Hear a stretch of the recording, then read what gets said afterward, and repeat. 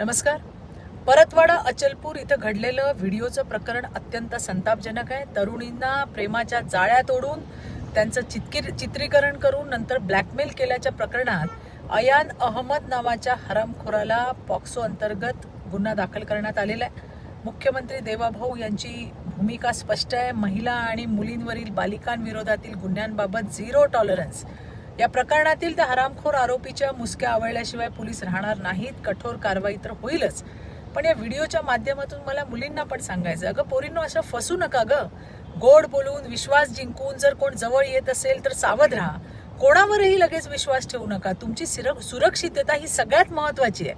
पालकांनी सुद्धा मुलींशी मोकळा संवाद साधायला हवा आहे आणि शाळा महाविद्यालयातून नैतिक शिक्षण आणि डिजिटल सुरक्षिततेचे धडे समाविष्ट होणं ही आता काळाची गरज आहे.